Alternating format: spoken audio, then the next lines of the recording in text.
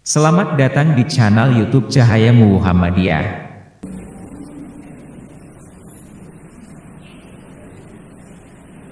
Assalamualaikum warahmatullahi wabarakatuh.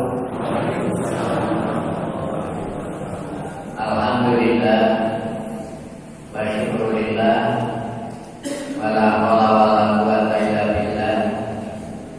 Asyhadu an la ilaha illallah wahdahu la syarika lah wa asyhadu anna Muhammadan abduhu wa rasuluh. Allahumma shalli ala Muhammad wa ala alihi wa sahbihi ajma'in. Amma ba'd. Dalam pengajian doa PMP yang saya hormati, alhamdulillah kita bertemu kembali dalam keadaan sehat walafiat. Mudah-mudahan kesehatan yang diberikan Allah dan kesempatan yang kita miliki bisa mengantar kita menjadi hamba Allah yang diridhoi. Amin ya rabbal alamin. Selanjutnya selawat dan salam mudah-mudahan tercurah selalu pada baginda kita Rasulullah Muhammad sallallahu alaihi wasallam, melimpah kepada keluarga, para sahabat dan pengikutnya. Selalu saja saya sampaikan, kita berdoa mudah-mudahan kita termasuk pada kelompok pengikutnya. Amin. Ibu dan bapak sekalian, isi buku ini saya tulis 10 pesan. Itu bukan berarti hanya 10. Hanya 10 dalam buku ini ya. Jadi mungkin ada pesan berikutnya, pesan berikutnya, pesan berikutnya. 10 saja sudah 300 halaman. Ada yang mengatakan apa? Ada berikutnya, pesan berikutnya. Kalau kepingin dirangkul dibaca, gak panik. Ini, saya ingin membacakan tanpa isi supaya panjenengan paham. Ya. Yang pertama, jangan biarkan menjadi orang mandul. Ya. Orang mandul siapa? Mandulnya ya orang sekolah anak, itu namanya mandul.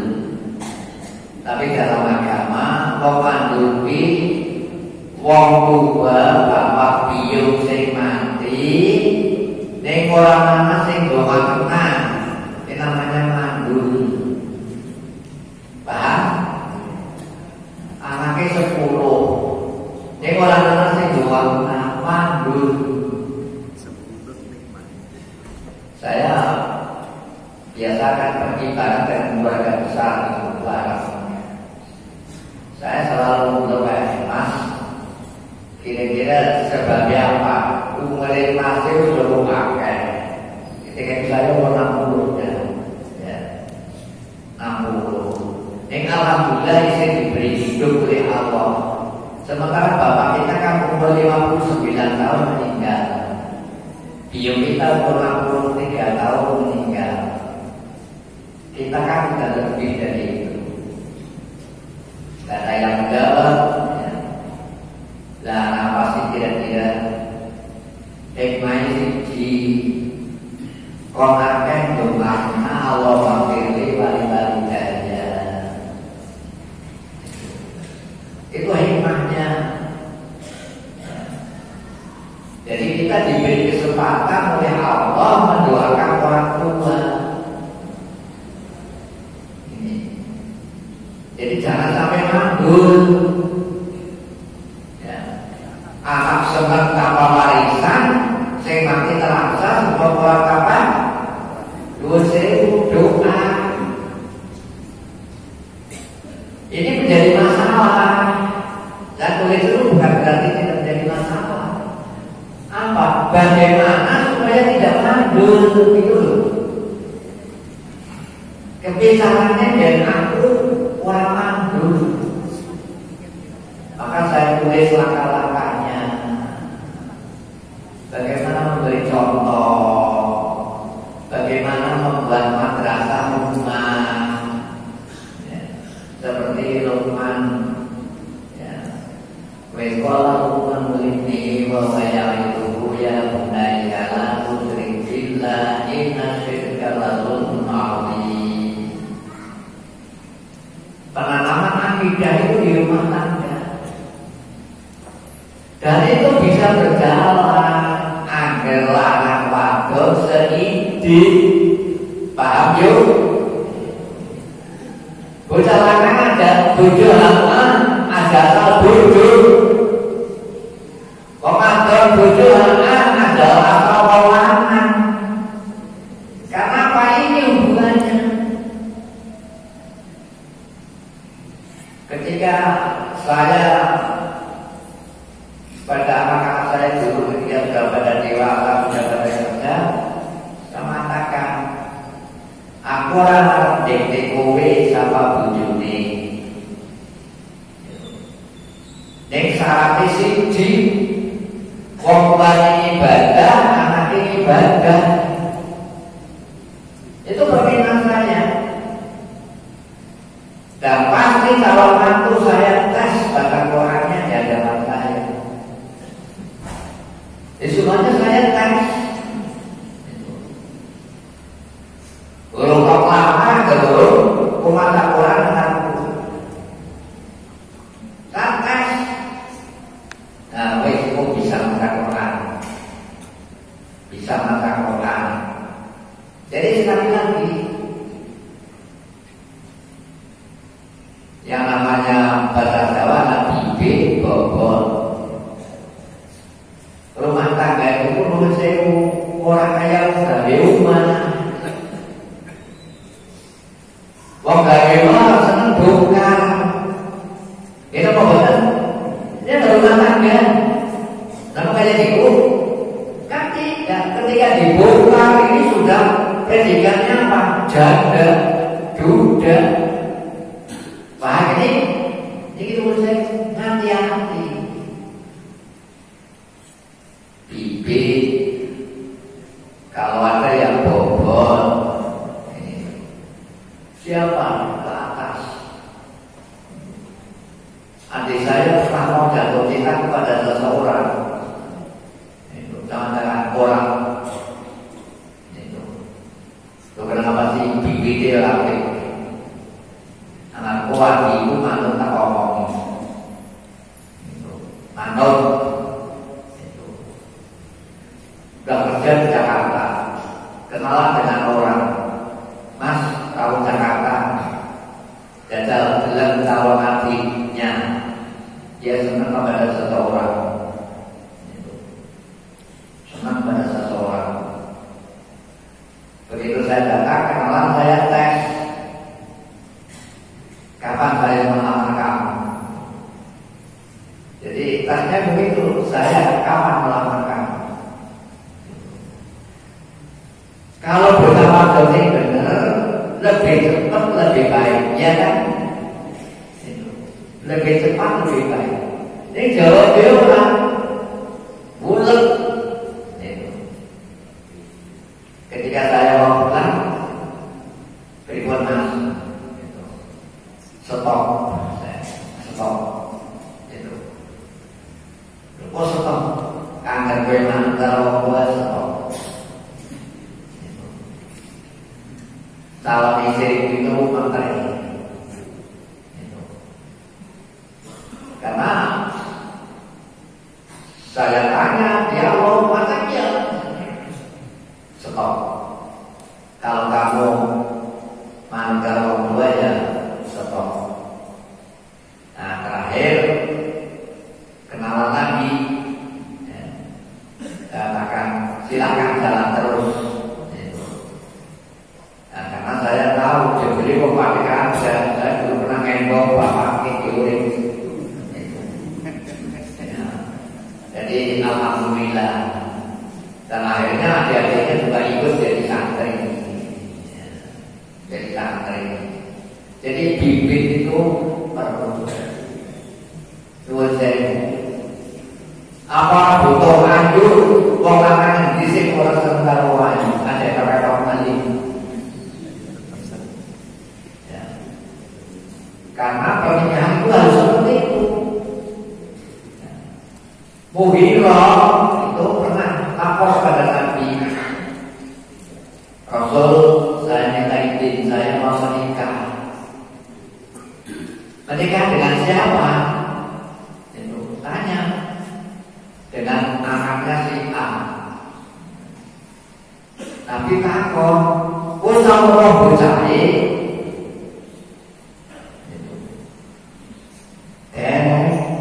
belum. Lihat dulu baru nikah, jangan nikah baru lihat. Ini Nabi loh. Ya. Kata-kata Nabi ini dibawa kepada calon orang tua.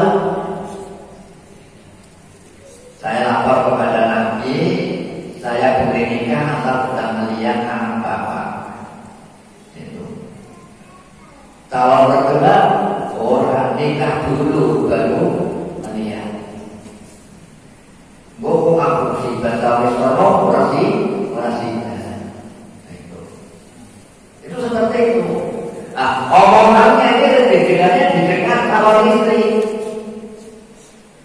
Ya, calon istri. Di kamar ngomong, orang dalam diri. Seorang sahabat tidak mungkin akan piana. Nah ini lihat, kalau lihat baru nikah. Ini Nabi. Bagaimana kalau tidak mandul banyak? Ya. Bagaimana menjadikan rumah tangga sebagai madrasah awal dari anak-anaknya?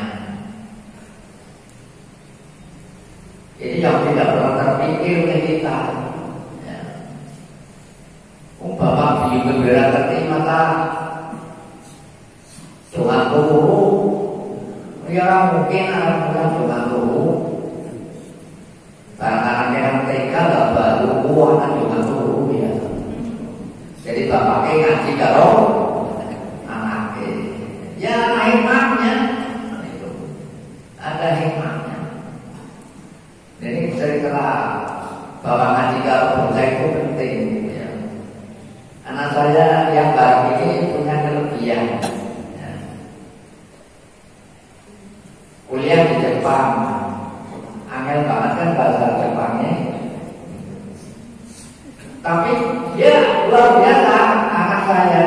Jadi kenalan kalau katanya anak-anaknya orang Jepang kabeh. Jadi dia berkenalan dengan anak-anak TK Jepang. Barulah dia diberi pelajaran oleh anak TK. Lalu ketika pamitan pulang ke Indonesia, kenang-kenangan profesornya hanya tulis kalimat, kamu dulu tidak ada apa-apanya bagi saya. Ya. Sekarang saya hormat kepadamu. Gara-gara ngaji bahasa Jepang kalau bocah TK. Nah ini. Bagaimana membuat madrasah seperti ini? Nah, ini tantangan kita kalau ingin tidak menjadi mandul. Kemudian yang kedua, jangan biarkan menjadi orang yang bangkrut. Orang bangkrut itu amalnya akeh, ini orang anak bulan nih karena utangnya lebih akeh. Amalnya punya utang entek bangkrut, semua melihat benar, lalu disuruh malaikat termakan dia tapi neraka.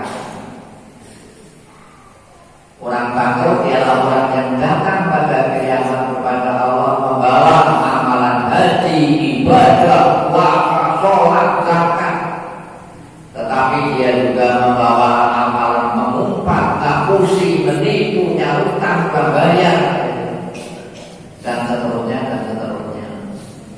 Ini besok peradilan di akhirat. Kemudian yang ketiga, jangan biarkan bayimu tergeletak di waktu senja.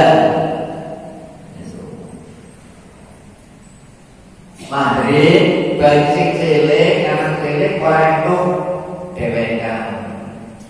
Karena apa kata Nabi, setan kelayaban. Orang Jawa punya keyakinan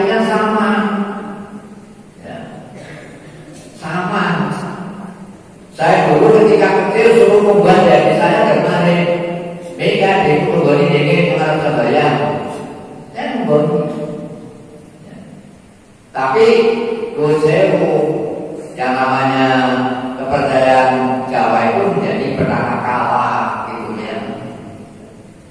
Petaka kalah, kue anggar mandi, kelayat ban. Itu kalau ada wayang rumah kami kan cerita petaka kalah. Petaka kalah itu panggonannya kan Suwargo, tapi sebenarnya maling dunia karena apa? Karena dia bujone ambil masak keperang, jangan dicampur getih, kok enak, lah itu pengen makannya getih. Itu bulannya jenengnya ada kena setan jadi kesambet. Kibutan, anak kan ada jalan kesambet. Kesambet, ciri-ciri kesambet, cara dibawa apa? Ada nangis sama luwe, nangis dia, tak dapat belakangnya nanti, mau biuku ketinggian dia, nek aneh mari dewe aneh, ya. Kalau ada begitu, balik banyak kasus ngantar dibaca di dalamnya. Lebih gini, terus kayak mana? Kita paling awal boleh kudir.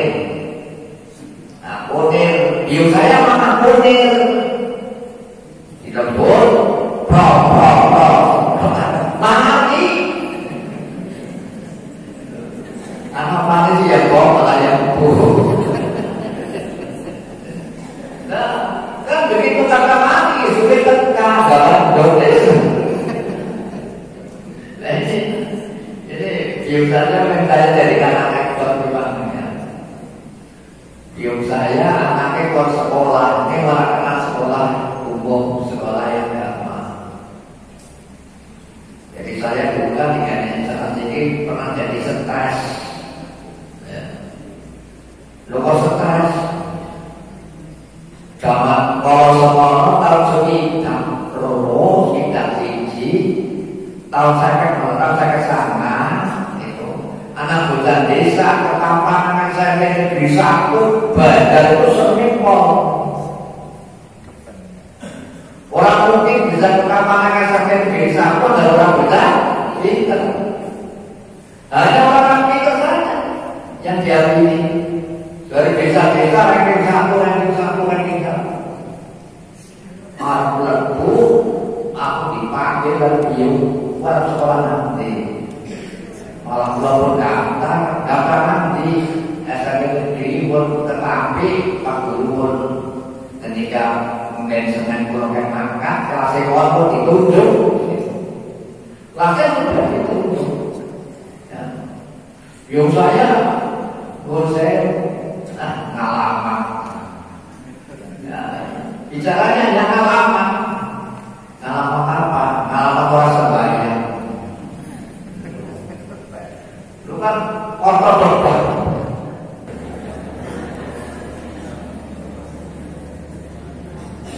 Dan kenapa biu saya toriko mas? Toriko bukan toriko, itu loh gaya dia. Bapak saya toriko, biu saya toriko. Tapi hanya gaya Allah, anaknya warna sekolah kejar sekolah Muhammadiyah. Karena sekolah ini sekolah Muhammadiyah. Bapak pun jadi amat mukri. Karena di Bali orang kiai. Mukri dalam kiai, aku luka banget. Aku sekolah banyak mukri. Kenapa? Tapi kiai Muhammadiyah ngalaman. Pengalaman apa? Besok kan harus kerja jadi musuh sampean Pak. Itu seperti betul saya kan, nggak mengandalkan. Balik dari bandar, Pak saya dipanggil dihakimi. Baik mesti diulang apa bandar, lagi diulang agama. Dan berikutnya rokok ini dari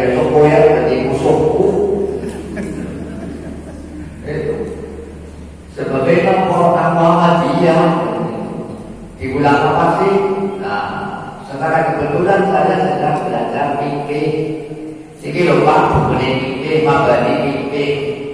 Itu sapi iya. Jadi apa-apa, boten. Agar putrane bapak jadi anak soleh bakal jadi musuh. Bulan berikutnya panggil lagi, Bukri, anaknya sok akan dia banget ya, maka jadi musuh. Tarik dulu kalau akan jadi anak soleh ya bakal jadi musuh. Nanti ya ini pas penting. Nah ini kenangan dari bapak saya. Jadi sekolah engkau, tapi yang kalau agama. Kalau saya tidak di agama, orang bakal lebih masjid ini lah. Orang bakal ketemu karuan panjenengan. Ini hikmahnya, dibalik itu luar biasa. Saya selalu kalau teringat orang tua yang pertama ampun, saya pernah menentang. Jadi dari gaya lama semakin jadi SMP negeri, tapi itu ya bayaran yang murah, apa-apa murah SMP negeri. 1 bulan kita rupiah. 1 bulan 7 rupiah, anggarannya 10 rupiah sebulan. Anggaran swasta tapi dia bayar 14,5 rupiah, kan lipat juga. Ya boleh buka partikelir 8.000 rupiah. Dulu anak negeri dengan swasta itu masalah. Jadi kalau anak-anak swasta ujian SMP negeri itu sudah kertasnya sudah ditulis partikelir, sudah disempel partikelir itu swasta. Ini menurut saya itu jalan buruk.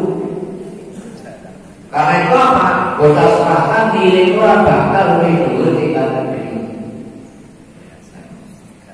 Orang mungkin, ya.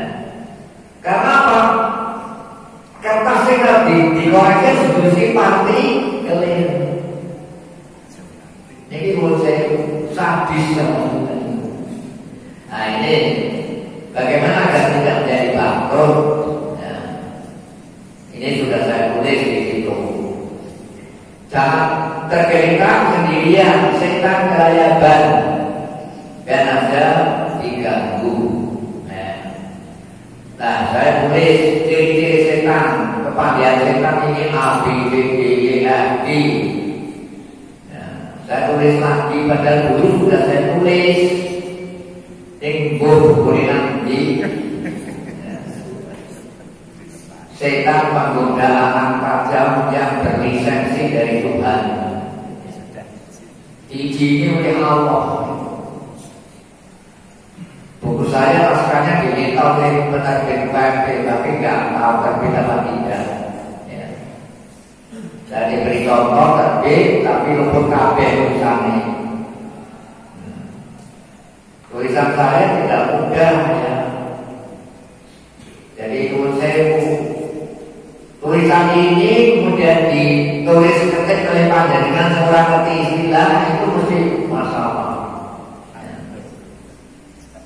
Antara H dan A sama, antara panjang dan pendek sama. Ini rusak semua. Oleh karena itu apa? Jangan merubah tulisan saya. Kalau tulisan saya dirubah, gak ada artinya. Karena ini spesifik. Kecuali bahasa yang sudah populer. Kalau yang belum populer, mesti saya tulis apa hurufnya. Abu Tolak. Bagaimana kalau ditulis Latin itu nama bukan populer, maka ABU-nya panjang. Tolak hanya di bawah garis bawah. Itu H, itu H bukan H. Oleh karena itu pasti ada transliterasi pada halaman depan. Nah, kalau penyalin kemudian tidak melihat transliterasi bubar semua. Ini yang dilakukan dilakukan oleh percetakan penerbit KSP. Jadi saya sangat tidak puas, justru malah menjatuhkan nama. Kemudian berikutnya tentang utang piutang. Ya. Lami duit satu ibu, duit satu sampai utang. Oleh itu sebabnya apa? Sampai orang yang punya utang jadi ribut. Orang mati syahid tertunda masuk surga gara-gara utang. Ini yang bahayanya di sini. Apalagi kita begitu ketika utang bisa mengatakan auzubillahi minal ghadab. Ya Allah, aku berlindung diri dari utang. Jadi kalau saya jangan dianggap remeh tentang utang. Sebisa-bisa diselesaikan sebelum kita meninggal. Karena Nabi juga mengatakan begitu. Sebelum datangnya kiamat diselesaikan. Barang kecil tapi menjadi selidik. Atau selidik jadi masalah. Orang mati syahid kayak apa yang namanya mati syahid saja tertunda masuk surganya karena utang. Ini yang tentang utang. Bagaimana jangan kau remehkan tentang silaturahim. Tadi sudah ya, silaturahim. Mari kita mencontoh Ibnu Umar. Saya sendiri kepada anak saya belum berhasil. Sing jenenge birrul walidain ya Mas, kepada anak saya. Anak kowe birrul walidain. Kowe kudu apik karo kancane bapak. Karo kancane bapak, kancane ibu kowe harus apik. Bapak orang anak kowe nyambung. Itu baru silaturahim. Anak kayak itu kuat. Ini ada hadisnya namanya Ibnu Umar. Ibnu Umar itu orang kaya. Orang kaya. Kalau bepergian kadang-kadang bawa kuda, ya bawa lima, ya bawa onta gitu. Anak senang nunggang kuda, ya nunggang kudane. Anak senang nunggang onta, ya nunggang ontane. Anak senang nunggang keledai, ya nunggang keledainya. Nah, suatu ketika pergi ke Mekah, naik keledai padahal ada onta, pakai sorban.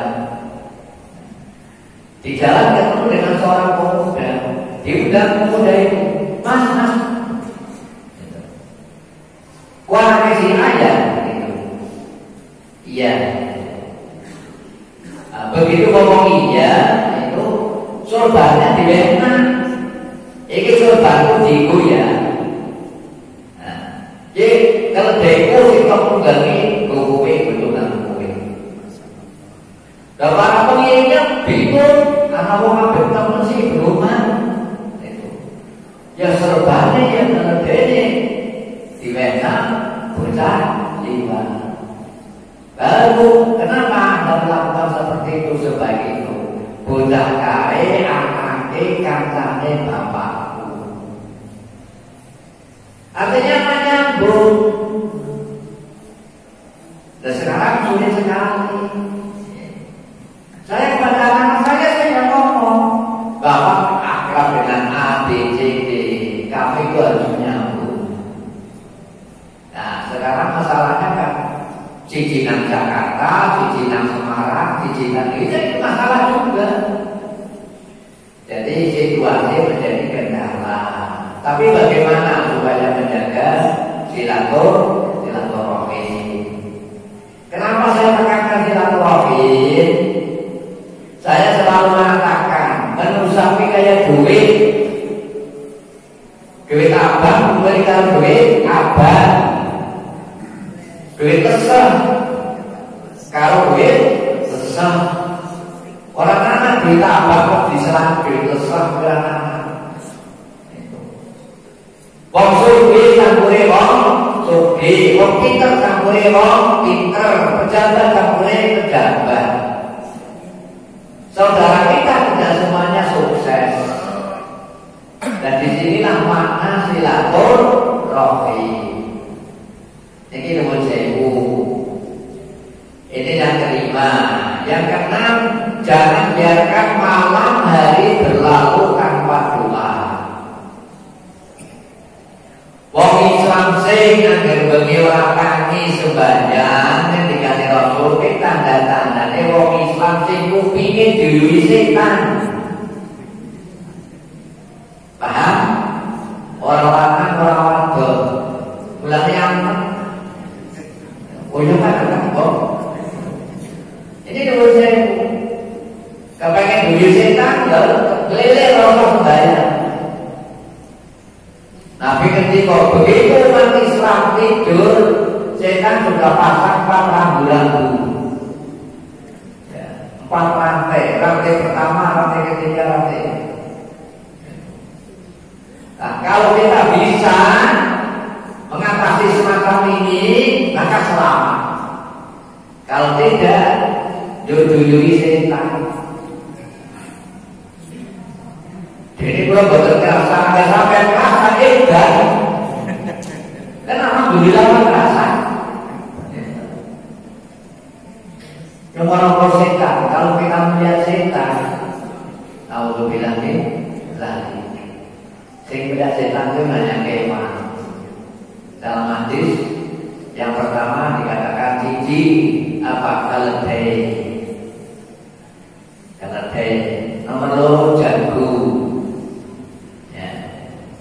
Ketika peluru fajar itu dia tanda melihat malaikat. Kalau setan merengek itu dia melihat setan. Ini bedanya begitu. Karena itu ada doa ketika ada peluru, ketika ada anjing melolong dan seterusnya. Ini tentang jangan biarkan tapi tanpa doa. Kemudian berikutnya, jangan kau agak-agak tentang sholat sunnah. Sholat sunnah. Kalau panjenengan ngamati ngaji pakai lapis, sebetulnya orang geser. Di mana-mana sama. Ciri-ciri wong Islam sing apik apa maning Muhammadiyah itu apa? Di mana saya sampaikan? Nang Tegal, di Kudus, di Kebumen, di Wonosobo, saya sampaikan. Setelah sholat, setelah zakat, setelah puasa itu kan kewajiban. Sudah melekat. Tambahannya apa? Siji seneng maca Quran. Nomor 2 seneng puasa sunnah. Nomor 3 seneng sholat sunnah. Nomor 4 seneng sedekah. Nah, Muhammadiyah itu berhasil dalam sedekah. Ya. Belum berhasil membina diri. Oleh karena itu banyak anak Muhammadiyah lari dari Muhammadiyah lari ke Salafi. Karena Salafi ini orang batin dan kita orang bukan orang batin. Jangan dianggap remeh masalah ini. Orang kan karena ada sarana tahlilan, berjanji, tibaan, ketemu Muhammadiyah kan nggak pernah sama sekali. Ini satu hal. Oleh karena itu apa? Dikatakan orang Muhammadiyah kering lisannya dari zikir kepada Allah. Dan dari situlah buku itu saya bikin itu begitu. Sekarang gara-gara Palestina berapa Muhammadiyah nyumbang? 40 miliar. 40 miliar. gereja. Mudah sekali. Bulan Ramadan Jawa Tengah saja itu dikumpulkan bisa nyampe 39 miliar. Artinya apa? Dalam hal orang sedekah oke. Tapi dalam hal masjid pembangunannya angel. Senengnya gawe masjid yang orang gelem jadi jamaah masjid. Cinta Muhammadiyah. Jarang sekali masjid Muhammadiyah ramai di lembaga. Bahkan sekarang banyak masjid Muhammadiyah hilang. Ya, hilang. Saya disuruh melayani Cilacap, masa subuhan Cilacap. Ya. Melatih supaya subuhan ngaji mulai masjid. Arti Jawa Nampro kira-kira masjid ya orang penak. Ya Bismillah marilah kita. Masjid Muhammadiyah hilang masjid. Besok tulis-tulis hilang artinya. Atau hilang artinya. Biar nantinya ngarang Muhammadiyah sih orang ngerti. Anak mau lah. Anak cerita kayak itu nopo. Ini menurut saya. Ini tanggung jawab kita semua. Mewariskan Muhammadiyah kepada generasi berikutnya. Saya kepada anak saya kamu aktif di Muhammadiyah. Ini wasiatnya Bapak Pembuang. Orang aktif mengorganisasi Islam kejabatan Muhammadiyah. Saya sudah sampaikan kepada anak saya. Karena menurut saya hanya Muhammadiyah yang berdasarkan Quran dan Sunnah. Sudah saya sampaikan. Ini bagaimana agar setiap sholat sunnah. Dua, yang penting karena fungsinya, yang kedua karena pahalanya. Fungsi sholat sunnah itu bisa menutup sholat wajib yang boleh. Pahalanya luar biasa. Itu sudah saya tulis seluruhnya. Ini dari dianya orangnya masalahnya begitu lah. Jadi kebanyakan ngaji ini Allah ini laku ini Wallahu Allah. Ya lumayan istilah ngaji kan begitu. Jadi bagaimana agar pembelajaran ini kemudian diamalkan. Kemudian berikutnya yang 9, jangan biarkan dosa atau kesalahan tak terampunkan. Makin kita beristighfar, makin banyak, Allah makin senang. Makin senang. Makin tidak kita istighfar ampun kepada orang, Allah makin kodok kepada kita, marah. Sampai ada hadis yang mengatakan, kalau kalian tidak mau mohon ampun kepada Allah akan menciptakan umat baru yang mau mohon ampun kepada aku. Ini mohon ampun. Karena apa? Allah itu senang sekali kalau hambanya mohon ampun. Senangnya diragakan oleh Nabi kaya dene wong sing barange ilang ketemuane. Itu luar biasa senangnya. Jadi ini tentang sholat sunnah ya. Kemudian yang terakhir yang terampunkan ada amalan-amalan yang otomatis terampunkan walaupun kita tidak ngomong ampun itu. Misalnya membaca subhanallah, alhamdulillah, Allahu akbar 33 kali itu sudah otomatis. Allah mengatakan di Rasulnya membaca istighfar seperti itu, membaca subhanallah, alhamdulillah, Allahu akbar 33 kali akan menghapus dosanya walaupun seperti buih di lautan. Siapa yang membaca la ilaha illallah wahdahu la syarika lahu lahul mulku wa lahul hamdu wa huwa ala kulli syai'in qadir, 100 kali, dosa kayak apapun insya Allah akan diampunkan. Ini otomatis. Ya.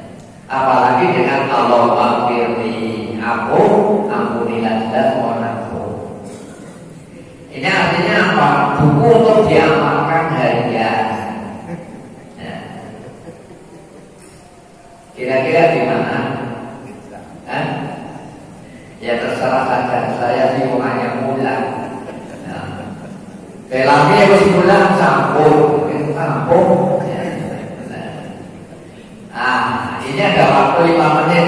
Ya, sebenarnya saya akan bicara tentang Bani Israel. Ya, supaya mirip dari masalah. Ya. Jadi selama masih ada Bani Israel, selama itu pula nggak ada kiamat. Ya. Jadi kontrak-kontrak antara Islam dan Israel itu berarti dia datang. Jadi doa baik dan perang terus. Ini sunatullah seperti itu. Ini sudah saya tulis sebetulnya. Panjenengan nggak punya bukunya. Dari bersyukur sampai ahli kitab menurut Al-Quran. Sudah ada bukunya. Lampu tinggi. Dulu sudah pesan 250 pada tahun. Orang sekarang kan akan. Artinya apa? Kami sangat mendukung agar bagaimana bisa mengamalkan dan memahami. Bani Israel ini wataknya yang kamu bilang tadi. Ada beberapa watak yang menonjol yang sangat tidak terpuji. Yang pertama apa? Sombong. Dengan sombong bagaimana? Sombong yang pertama karena banyak nabi tumbuh dari keluarga Bani Israel. Yang kedua, Bani Israel ini darah biru. Wong Islam darah merah. Cukup begitu. Bani Israel ini keturunannya Saro. Saro itu denajeng. Tapi kalau umat Islam keturunan Ismail, Ismail keturunan Hajar, Hajar itu Buddha. Maka saya katakan darah biru ini sombongnya kelewatan. Sombong itu bertambah karena Al-Quran secara tertulis mengatakan bahwa Bani Israel punya kelebihan. Jadi tambah sombong. Puncak sombong apa nanti? Soal kaum Yahudi papane nang suwarga. Andai kata toh orang Yahudi masuk neraka itu hanya 10 hari. Ming 10 dina ayat makbudan. Dan orang berseru sombong lagi karena begitu lihat darahnya dia terutama tahu apa? Abdul rokamnya adalah kecintaan Allah. Itu orang Yahudi. Karena sombongnya nanti apa? Utang kalau orang Islam empok orangnya utang. Jadi kesombongan karena nasab dan karena secara kebetulan memang seperti itu. Yang kedua apa? Orang Yahudi itu orang yang ralek pon, keterlaluan, keterlaluan. Dalam Al-Quran sampai membunuh Nabi itu tentang keterlaluan. Umat Quraisy benci kepada Muhammad. Itu saja kalau berebut membunuh itu saja sidangnya luar biasa. Tidak seperti orang Yahudi. Nabi dibunuh. Injilnya dirubah demi hawa nafsu, keterlaluan. Kalau baca tentang Yahudi kadang-kadang gergetan, kadang-kadang gergetan. Lah mungkin pakai dengan tensinya naik. Orang gergetan itu ya. Hei kamu, masuklah kamu ke Palestina, kamu tempatnya di Palestina. Di jalan usaha Palestina nampok, nyawa dengan terbuat dan mobil bentuk. Apa ini kebiasaan? Sampai lebih dingin, maka ini ngomong dengan keturunan ini. Ngomong dunia. Ini kepada nabinya begitu. Tahu bilangnya, ngomong pada sapi beri butik pol. Apa sing abang, apa sing putih, sing tua, apa sing nom, sing lemah, apa sing kering, macam-macam. Ini rasanya keterlaluannya. Yang nomor 3 Pak, orang Yahudi murid, licik, karena makanan pintar.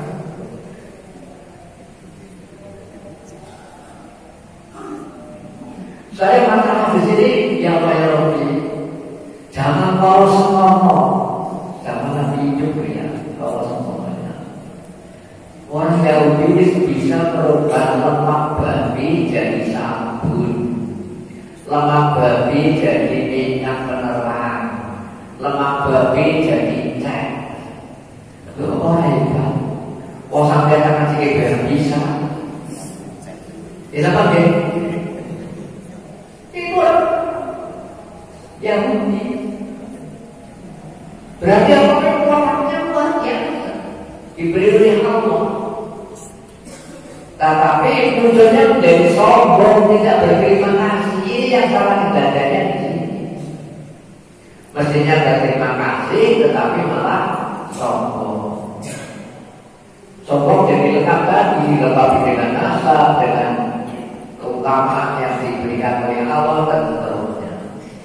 Ini orang Yahudi yang luar biasa, merubah sesuatu yang haram kelihatan menjadi halal. Nabi mengatakanlah bahwa haram, tetap barang yang haram tidak akan berubah menjadi halal. Saya ini kadang-kadang keliru teman-teman lajis, zakat mensucikan harta. Harta itu tidak bisa disucikan. Yang disucikan jiwanya. Jiwa kita yang disucikan. Karena mau zakat berarti mau memperhatikan orang lain. Harta haram tetap haram.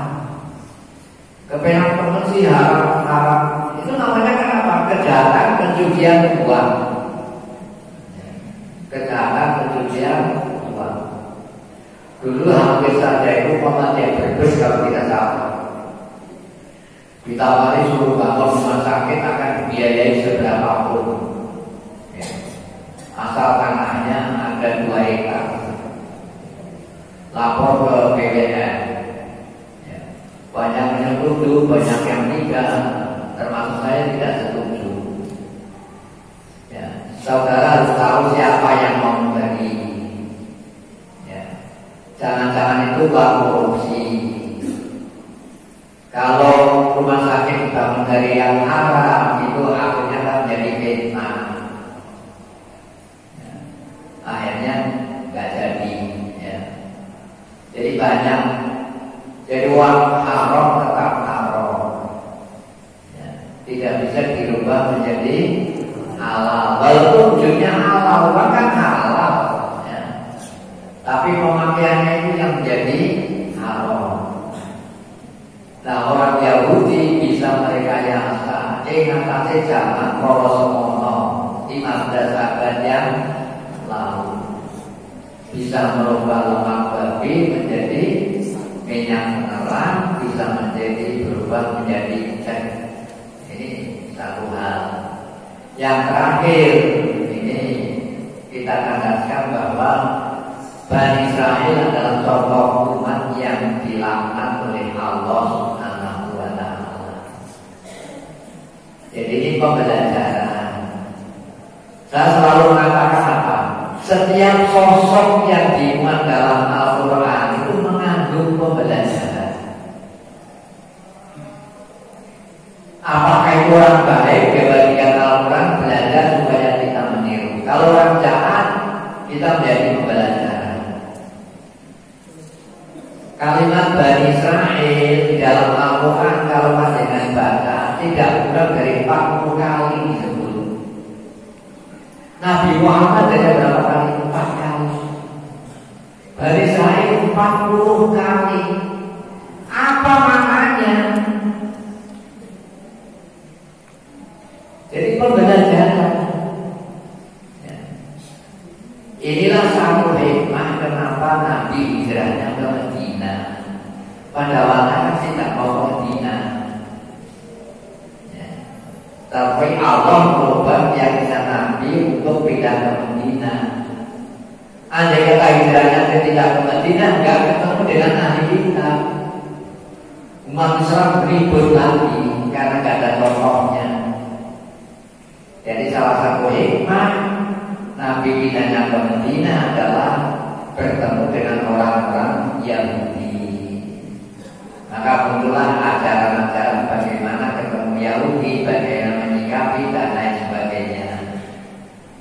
Di antara orang Yahudi juga ada yang masuk Islam, ada yang tidak.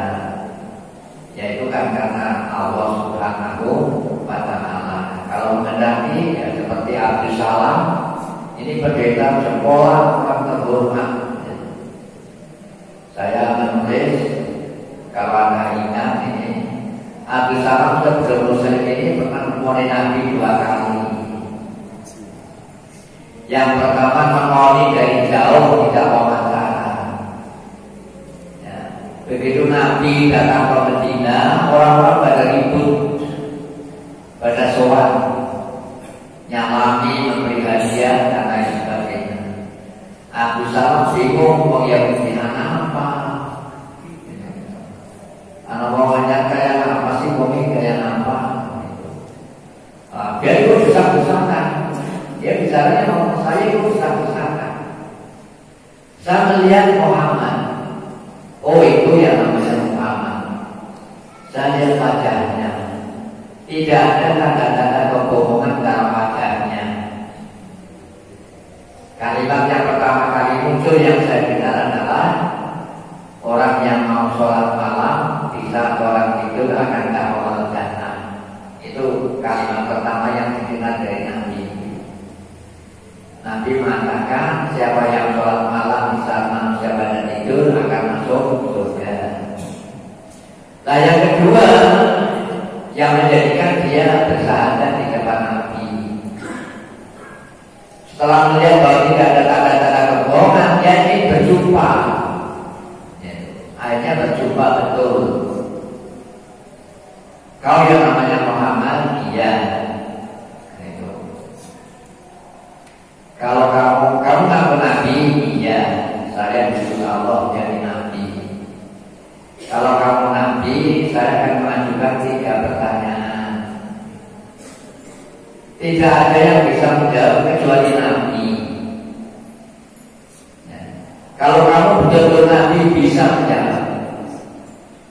Nah, pertanyaannya 3, dan itu sudah saya tulis. Ya. Apa? Baik Muhammad, makanan apa yang pertama kali dihidangkan di surga bagi penduduk surga? Ini yang pertama. Yang kedua, mulai kiamat. Dan yang ketiga, kenapa ada bapaknya satu, bininya satu, kadang-kadang lahir perempuan, kadang-kadang lahir laki-laki. Ini pertanyaannya 3. Dan oleh Abdus Salam, pendeta mengatakan tidak mungkin bisa dijawab kecuali kalau bukan Nabi. Nah, begitu apa? Itu selesai 3 pertanyaan, Nabi menjawab, iya betul. Baru saja malaikat Jibril mengajarkan itu kepadaku. Abu Salam berkata, malaikat Jibril iya. Malaikat Jibril adalah malaikat yang sangat dibenci oleh orang Yahudi. Apa sebabnya? Karena bawa wahyu kenapa kepada keturunan Ismail bukan keturunan Ishak. Paham? Karena ada banyak murid yang lapor itu. Kenapa wahyu Rasulullah turunnya kepada pengawal bukan kepada Naslina? Dan itu jadi marahnya orang Yahudi itu sampai malaikat Jibril saja dimarahi. Keliru. Jadi nanti turun Pak. Orang Syiah itu adalah Syiah itu bentukan Yahudi. Awal pertama kali munculnya Syiah jadi sekte itu Yahudi yang datang kepada Ali bin Abi Thalib. Nanti berkembang orang Syiah benci sekali. Ya. Kenapa wahyu kok tidak ke Nabi, ke Ali kok malah ke Muhammad? Itu malaikat Jibril keliru. Itu orang Syiah. Jadi menurut saya pula kalau saya percaya pada Syiah stop, ya, stop. Ya, sadar bahwa itu keliru. Kalau Syiah itu perempuan objek, perempuan itu objek. Itu biasa sih kalangan Syiah. Masih lami bujuk pulang dipegang entenan nyong. Itu seperti itu. Alhamdulillah. Jadi mari kita menjadi umat yang pasal. Ini jamnya sudah lebih 10 menit. Tapi ya nggak apa-apa lah, ini sebulan sekali. Dan nanti kalau ditambah lapar tambah enak. Ini nanti makan apa? Bubur. Ibu dan bapak sekalian, itulah yang saya sampaikan kepada Anda. Dinikmati apa yang diberikan oleh ibu dengan alhamdulillah. Jangan sampai ada yang asem, yang mati malah bubur. Mau dikai bubur alhamdulillah malah asem. Ya, hanya satu saya yang berikan kepada kami. Sekali-kali jangan diajak bersih. Setuju?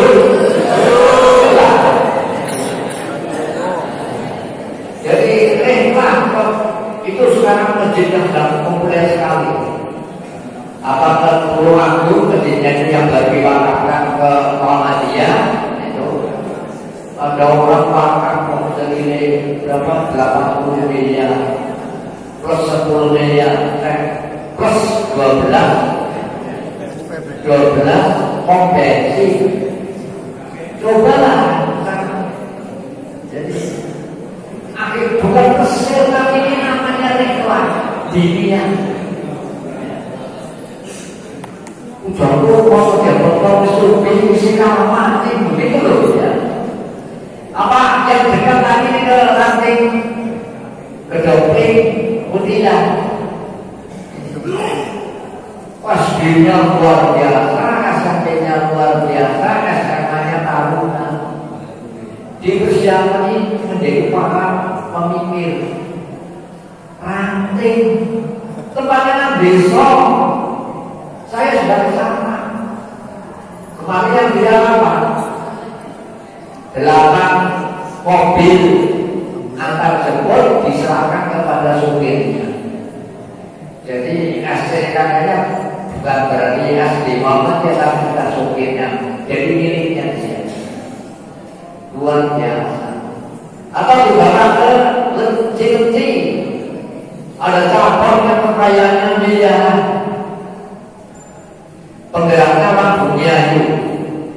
Kalau pada melihat penggeraknya, orang pada baca bertanya, bisa kayak orang bisa apa?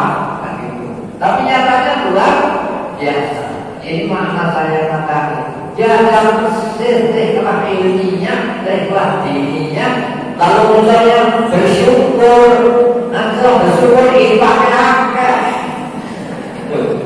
Itu begitu.